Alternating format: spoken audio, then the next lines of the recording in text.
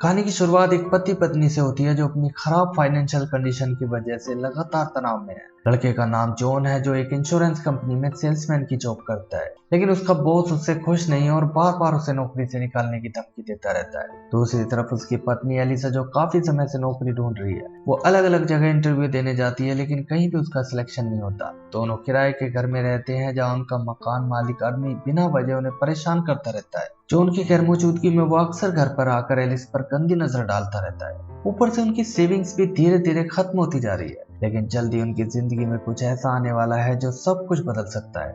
अगली सुबह जब एलिस उठती है तो उसे पता चलता है कि घर का जरूरी सामान लगभग खत्म हो चुका है। पैसे वैसे ही कम बचे हैं लेकिन जरूरत की चीजें तो लेनी ही होंगी, इसलिए वो और जॉन अपनी कार से मार्केट निकल जाते हैं। रास्ते में दोनों आपस में अपनी परेशानियों के बारे में बात कर रहे थे कि अचानक एक मिनी ट्रक की वजह से उनकी कार का एक्सीडेंट हो जाता है। टक्कर काफी तेज थी लेकिन अच्छी बात यह थी कि दोनों को कोई गंभीर चोट नहीं आई। थोड़ी देर में पुलिस भी वहां पहुंच जाती है और जॉन से हादसे के बारे में पूछताछ करने लगती है। इस बीच एलिस की नजर एक बूढ़ी औरत पर जाती है। दरअसल एक्सीडेंट की वजह से सड़क के दूसरी ओर रखा एक बहुत पुराना कंटेनर टूट गया था। एलिस देखती है कि उस औरत को कंटेनर में से एक टी पॉट मिला है, जिसे लेकर वो जल्दी से अपनी दुकान के अंदर चली जाती है। इस टी पॉट को देखकर एलिस को पता नहीं क्या होता है कि वो भी दौड़ती हुई जल्दी से उस औरत के पीछे चली जाती है। ये एक एंटीक शॉप थी जहाँ पुरानी और अलग अलग तरह की कीमती चीजें बेची जाती हैं। अंदर आकर वो इधर उधर देखने लगती है, लेकिन उसका ध्यान बार बार उसी टी पॉट पर जा रहा था जिसे उस औरत ने अपनी दुकान के आखिरी कोने में रख दिया था।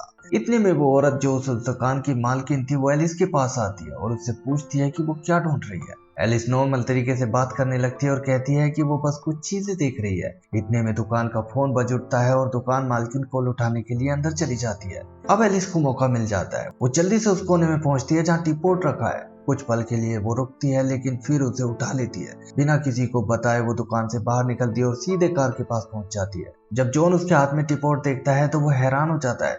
वो पूछता है कि क्या तुम इसे चुरा कर लाई हो। एलिस बस इतना कहती है कि उसे ये बहुत सुंदर लगा और वो खुद को इसे लेने से रोक नहीं पाई।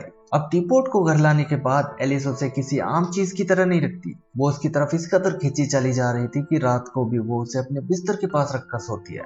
अगली सुबह एलिस अपने कमरे में बैठकर बालों में कंघी कर रही होती है। तभी अचानक कंघी उसके हाथ से फिसलती है और उसे हल्की सी चोट लग जाती है। उसी पल पास रखा टीपोट थोड़ा सा हिलता है और उसका ढक्कन अपने आप थोड़ा सा अपनी जगह से हिल जाता है। एलिस को समझ नहीं आता कि क्या हुआ, लेकिन वो ढक्कन हटाकर अंदर झांकती है तो देखती है कि उसके अंदर कुछ पैसे पड़े हैं। ये देखकर वो चौंक जाती है क्योंकि उसे अच्छी तरह याद है कि पहले इसके अंदर कुछ नहीं था। कुछ सेकंड तक वो उसे बस देखती रहती है जैसे यकीन ही नहीं हो रहा हो। फिर उसके दिमाग में एक बात आती है, अभी उसे चोट लगी थी और उसी समय टीपोट हिला था। इस बात को पक्का करने के लिए वो जानबूझकर खुद को फिर से हल्की सी चोट पहुंचाती है। जैसे उसे दर्द होता है टीपोट फिर से हिलता है। वो जल्दी से ढक्कन खोलती है और इस बार भी अंदर पैसे मिलते हैं। अब उसे साफ समझ में आ जाता है कि ये टीपोट कोई मामूली चीज नहीं है। जितनी बार उसे दर्द होता है टीपोट में पैसे आ जाते हैं, इसलिए वो बार बार खुद को चोट पहुंचा कर देखती है और हर बार टीपोट में पैसे बढ़ते जाते हैं। उधर दूसरी तरफ ऑफिस में जॉन का बॉस आखिरकार उसे नौकरी से निकाल देता है। पहले से ही दबाव में चल रहा जॉन ये खबर सुनकर पूरी तरह टूट जाता है। अब उसके पास कोई काम नहीं है और घर की हालत वो पहले ही जानता है। वो मायूस होकर घर लौटता है, लेकिन घर के अंदर का सीन देखकर वो बिल्कुल हैरान रह जाता है।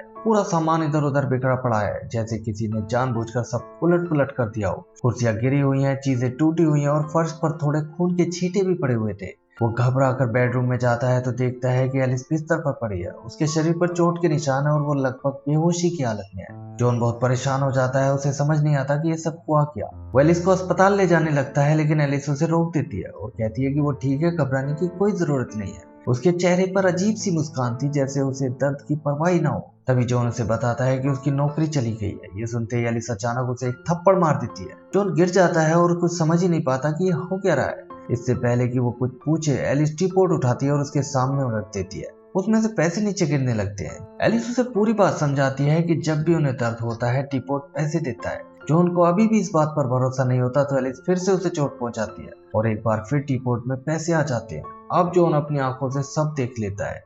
इसके बाद रात होने तक एलिस खुद को और जॉन को चोट पहुंचाती रहती है। हर बार दर्द के साथ टीपोट से पैसे निकलते रहते हैं, लेकिन जॉन को ये सही नहीं लगता।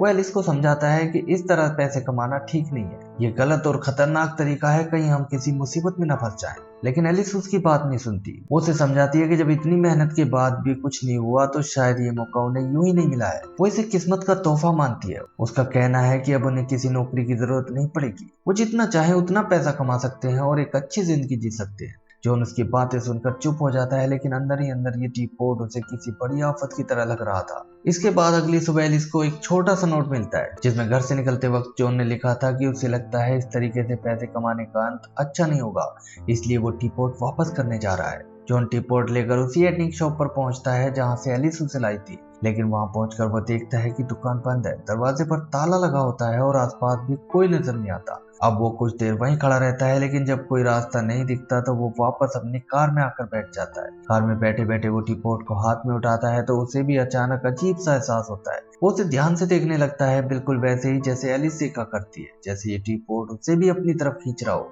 अब वो दुकान मालकिन को ढूंढने के बजाय एक एंटीक शो में चला जाता है, जहाँ पुरानी और कीमती चीजों की जांच और कीमत लगाई जाती है। बाद में यही शो टीवी पर भी दिखाया जाता है। वहां जाकर जॉन वो टी पोर्ट एक्सपर्ट्स को दिखाता है। शो के दौरान जॉन को बताया जाता है कि ये टी पोर्ट काफी पुराना और यूनिक पीस है। इसकी बनावट और डिजाइन अलग तरह की है। आखिर में उसकी कीमत लगभग $5000 रखी जाती है। ये शो चाइना में बैठा डॉक्टर ली नाम का एक आदमी भी देख रहा होता है, जो ऐसी ही पुरानी चीजों का जानकार है और इसी फील्ड में काम करता है। जैसे ही डॉक्टर ली की नजर इस टी पोर्ट पर पड़ती है तो वो एकदम से चौंक जाते हैं। उनके चेहरे के भाव ऐसे होते हैं जैसे उन्होंने इस तरह की चीज पहले भी देखी हो या इसके बारे में बहुत कुछ जानते हो।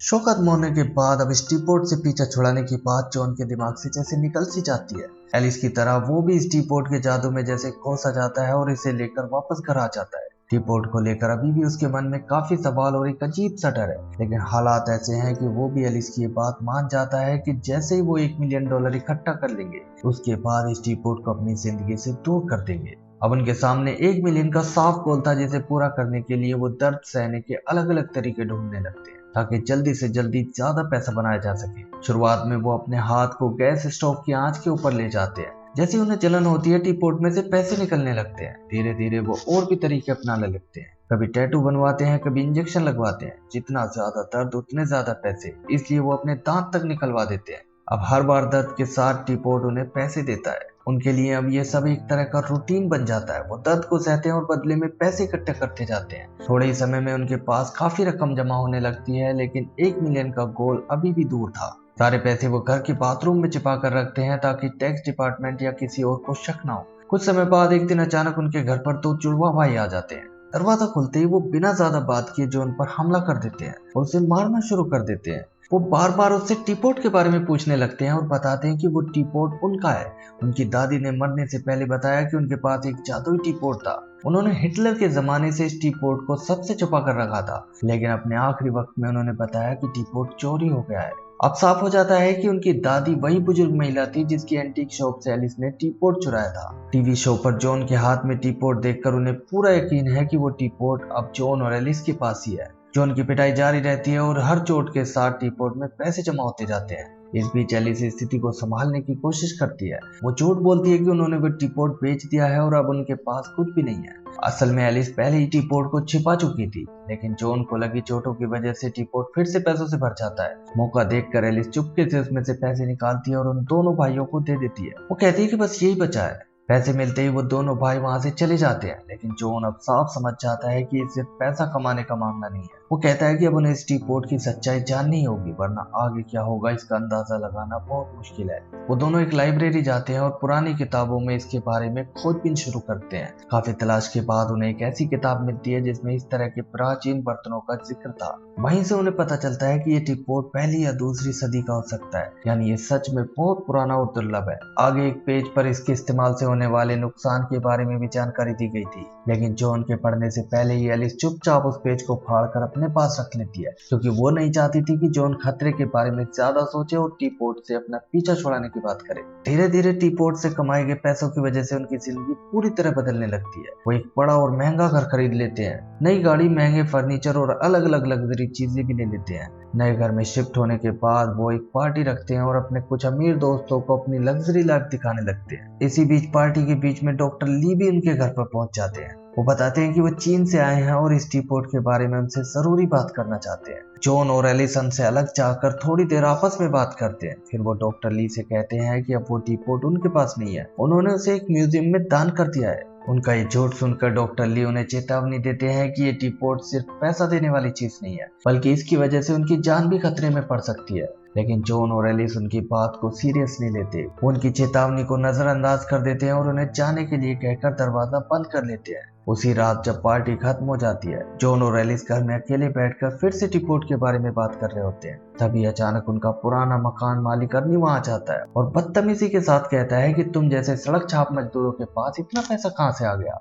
बातों बातों में अचानक वो एलिस के हाथ से टीपोट छीन लेता है और बाहर की तरफ भागता है। जॉन और एलिस उसके पीछे दौड़ते हैं। सड़क पर पहुंचकर अर्नी गुस्से में टीपोट को जमीन पर फेंक देता है और फिर अपनी कार उसके ऊपर चढ़ाकर निकल जाता है, क्योंकि उसे पता ही नहीं था कि ये टीपोट क्या कर सकता है। एक पल के लिए जॉन और एलिस को लगता है कि अब सब खत्म हो गया, लेकिन जब वो टीपोट के पास पहुंचते हैं तो ये देखकर हैरान रह जाते हैं कि टीपोट खुद ही पहले की तरह सही सलामत हो गया है। ना कोई दरार, ना कोई टूट फूट। ये देखकर वो घबरा जाते हैं कि आखिर ये टीपोट है क्या भला। अब वो सच में इसकी पूरी सच्चाई जानना चाहते हैं, इसलिए वो टीपोट लेकर डॉक्टर ली के पास जाते हैं। डॉक्टर ली उन्हें बताते हैं कि ये टीपोट लगभग 2000 साल पुराना है। इतिहास में ये कई अलग अलग लोगों के हाथ में गया है, कुछ बहुत अच्छे और कुछ बहुत बुरे। वो बताते हैं कि आखिरी बार 1945 के दौरान ये एक नाजी कैंप में खो गया था और उसके बाद इसका पता नहीं चला। जॉन और एलिस को समझ में आता है कि तब से उस पूरी दुकान मालकिन ने इसे छुपा कर रखा हुआ था, जहाँ से अब ये उनके पास है। डॉक्टर ली उन्हें चेतावनी देते हैं कि अगर ये टीपोट गलत लोगों के हाथ में चला जाए तो ये बहुत बड़ा नुकसान कर सकता है, और अगर इसे रखने वाले लोगों के मन में जरा भी बुराई या लालच हो तो ये उसे और बढ़ा देता है। यानी ये सिर्फ दर्द से पैसा नहीं देता, बल्कि इंसान की कमजोरियों को भी बढ़ाता है। जॉन पूछता है कि अब उन्हें क्या करना चाहिए। डॉक्टर ली कहते हैं कि सबसे अच्छा यही होगा कि तुम ये टीपोट मुझे दे दो और ये सोच लो कि तुम्हें ये कभी मिला ही नहीं था। तुम्हें ये मुझे अपनी मर्जी से देना होगा, वरना ये मेरे ऊपर भी कब्जा कर लेगा। वो बताते हैं कि इस टीपोट को पूरी तरह खत्म नहीं किया जा सकता, लेकिन इसे ऐसी जगह छिपाया जा सकता है जहाँ से उसे कोई भी न ढूंढ सके।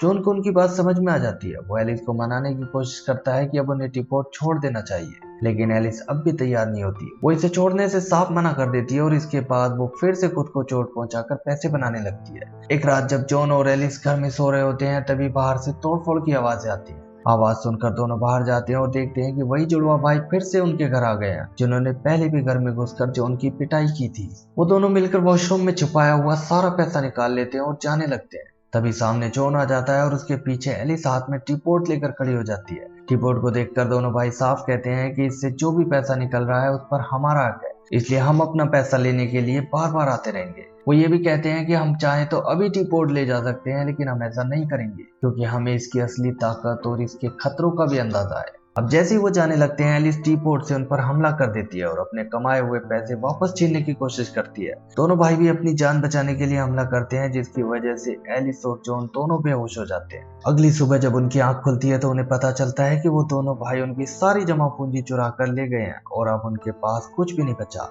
उसी समय उन्हें ये भी एहसास होता है कि अब टीपोट पहले की तरह ज्यादा पैसे नहीं दे रहा, इसलिए वो तय करते हैं कि अब ज्यादा पैसा कमाने के लिए उन्हें पहले से ज्यादा दर्द सहना पड़ेगा। इसी सोच के साथ जॉन एक क्लब में जाता है और जानबूझकर एक आदमी से झगड़ा कर लेता है। वो आदमी गुस्से में आकर जॉन की पिटाई कर देता है और उसे बुरी तरह घायल कर देता है। अगले दिन जॉन की मुलाकात डॉक्टर ली से होती है तो उसकी हालत देखकर वो भी हैरान रह जाते हैं। वो उससे कहते हैं कि ये टीपोट अब तुम दोनों पर हावी हो चुका है, तुम पहले जैसे नहीं रहे। वो उसे समझाते हैं कि अब ये टीपोट तुम्हें कंट्रोल कर रहा है और धीरे धीरे तुम्हारी सोच और फैसलों पर असर डाल रहा है। अगर यही चलता रहा तो एक दिन तुम्हारी पूरी जिंदगी बर्बाद हो सकती है। इसलिए वो उसे फिर से सलाह देते हैं कि जितनी जल्दी हो सके इस टीपोट से छुटकारा पा लो, वरना हालात और खराब होते चले जाएंगे। अब एक दिन एलिस के सामने एक लड़का स्केटबोर्ड से गिरकर घायल हो जाता है। तभी वो देखती है कि उस लड़के की चोट से भी टीपोट में पैसे आने लगे। अब उसे समझ में आता है कि पैसे पाने के लिए खुद को चोट पहुंचाना जरूरी नहीं है। अगर टीपोट के पास कोई और भी दर्द में हो तो भी ये पैसे देता है। वो ये बात जाकर जॉन को बताती है। इसके बाद दोनों ऐसी जगहों पर जाने लगते हैं जहाँ लोग घायल हो रहे होते हैं, कभी अस्पताल, कभी बॉक्सिंग मैच, तो कभी ऐसी जगह जहाँ झगड़ा हो रहा हो। बिना खुद को चोट पहुंचाए वो फिर से बहुत पैसा कमाने लगते हैं। लेकिन धीरे धीरे जॉन को महसूस होता है कि एलिस बदल रही है। वो पैसों के लिए जरूरत से ज्यादा जुनूनी हो गई है। एक दिन तो वो सड़क पर चल रहे एक बेघर आदमी को गाड़ी से कुचलने की कोशिश तक कर देती है, लेकिन जॉन समय रहते गाड़ी मोड़ देता है। इस बात पर दोनों के बीच कार में ही जोरदार बहस हो जाती है। एलिस गुस्से में उतर जाती है, लेकिन तभी वो नोटिस करती है कि उनके एक दूसरे को बुरा कहने से भी टीपोट पैसे दे रहा है। यानी चोट अगर किसी के दिल को पहुंचती है तो भी टीपोट पैसे दे रहा है। अब ज्यादा पैसे कमाने के लिए वो जॉन को बहुत बुरा भला कहती है, यहाँ तक कि उसकी मर्दानगी को लेकर भी उल्टा सीधा कह डालती है। इससे जॉन का दिल दुखता है और टीपोट में पैसे आने लगते हैं। वो जॉन को भी अपने लिए कुछ ऐसी ही बातें कहने के लिए मजबूर करती है। जॉन उसे बुरा भला तो नहीं कहता, लेकिन एक ऐसा राज बता देता है जिसे एलिस बर्दाश्त नहीं कर पाती। उसके आंसू छलक पड़ते हैं, लेकिन टीपोट से निकलता हुआ पैसा देखकर वो इन बातों पर ज्यादा ध्यान नहीं देती। अब वो दोनों एक दूसरे को ऐसी ऐसी बातें कहने लगते हैं जो दिल को चोट पहुंचाती है। वो अपने पुराने गिले शिकवे और राज खोलने लगते हैं। पैसे तो बढ़ते जाते हैं, लेकिन उनका रिश्ता टूटने लगता है। इसी दौरान एलिस मानती है कि शादी से पहले उसका घर के मालिक अर्नी के साथ रिश्ता था। ये सुनकर जॉन गुस्से में अर्नी को मारने जाता है, लेकिन खुद पिट कर लौट आता है। इस बीच अर्नी टीपोट और पैसों को भी देख लेता है और शक करने लगता है। इसके बाद दोनों के बीच जब कोई राज बाकी नहीं रहता, तो अब वो दूसरों के राज खोलकर पैसा कमाने का फैसला करते हैं। वो एक पड़ोसी के पति को बताते हैं कि उसकी पत्नी ने उसके कुत्ते को मार दिया था। फिर जॉन अपने बॉस की पत्नी को उसके अफेयर के बारे में बता देता है। पैसों के लालच में वो इतने आगे बढ़ जाते हैं कि एलिस अपनी बहन के घर भी पहुंच जाती है। वो उसके पति से झूठ बोलकर उसका घर तोड़ने वाले होते हैं, लेकिन तभी एलिस को अपनी गलती का एहसास होता है। वो अपनी बहन से मान लेती है कि वो उसकी खुशहाल जिंदगी से जलती थी। उससे माफी मांगती है और आखिर में दोनों बहनें एक दूसरे के गले लग जाती है। इसके बाद दोनों घर लौट आते हैं, लेकिन घर आते ही टीपोट फिर से एलिस पर हावी होने लगता है। वो जॉन से कहती है कि वो एक ही बार में बहुत सारा पैसा कमाना चाहती है। उसके हिसाब से आसपास कई अपराधी और बुरे लोग हैं। अगर वो उनमें से किसी एक को मार दे तो ये गलत भी नहीं होगा और बदले में उन्हें ढेर सारा पैसा मिल जाएगा। अब वो मारने से पहले ही उस आदमी की कब्र तक खोद देती है। जॉन उसे समझाने की कोशिश करता है। वो कहता है कि तुम बहुत बदल गई हो और अब पहले जैसी नहीं रही।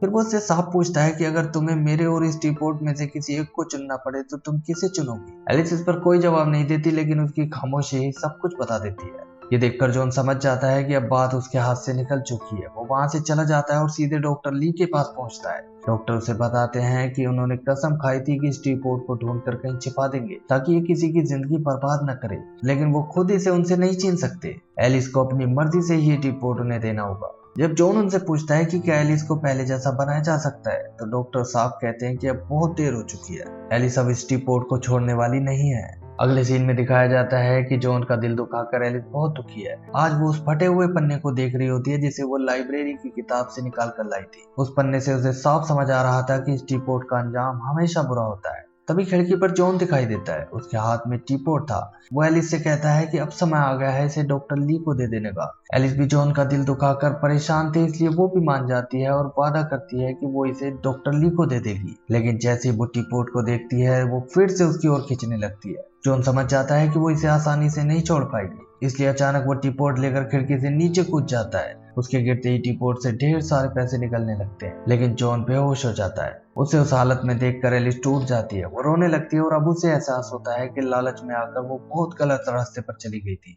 अब वो सच में तय करती है कि टीपोट को छोड़ देगी। लेकिन रात में उनका मकान मालिक अर्नी चुपके से घर में घुसकर टीपोट चुरा ले जाता है। पहले तो दोनों को थोड़ी राहत महसूस होती है, लेकिन फिर समझ आता है कि अगर ये गलत हाथों में रहा तो बहुत बड़ा नुकसान हो सकता है। अगली सुबह वो अर्नी के घर पहुंचते हैं, जहां अंदर का नजारा देखकर वो हैरान रह जाते हैं। घर बिखरा हुआ होता है, खून और पैसे चारों तरफ फैले होते हैं। तभी अर्नी सामने आता है। वो घायल है और बंदूक ताने खड़ा है। जॉन और एलिस उसे टीपोट के बारे में समझाने की कोशिश करते हैं, लेकिन वो नहीं मानता। तभी उसकी पत्नी भी बंदूक लेकर आ जाती है। इस बीच दोनों जुड़वा भाई भी वहां पहुंच जाते हैं। सबके हाथ में बंदूक होती है और अचानक गोलीबारी शुरू हो जाती है। जॉन और एलिस किसी तरह सोफे के पीछे छिपकर अपनी जान बचाते हैं, लेकिन कुछ ही देर में वो चारों एक दूसरे की गोली से मारे जाते हैं। उनकी मौत से टीपोट फिर से पैसों से भर जाता है। अब जॉन और एलिस टीपोट और पैसे लेकर बाहर निकलते हैं। बाहर डॉक्टर ली उनका इंतजार कर रहे होते हैं। दोनों बिना देर किए टीपोट उन्हें सौंप देते हैं। डॉक्टर बताते हैं कि ये टीपोट इतिहास में कई ताकतवर और अमीर लोगों के हाथों में गया, लेकिन इसे छोड़ने की हिम्मत बहुत कम लोगों में थी। आज पहली बार किसी ने खुद अपनी मर्जी से इसे वापस किया है।